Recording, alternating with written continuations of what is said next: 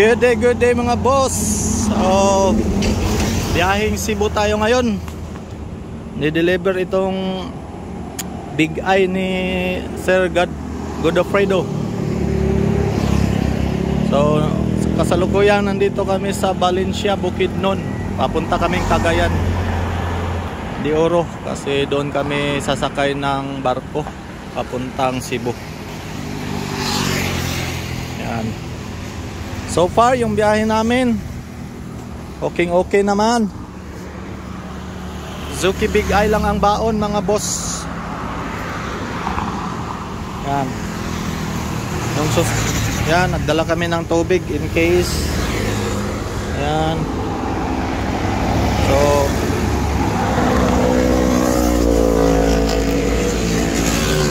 So far smooth naman yung aming biyahe.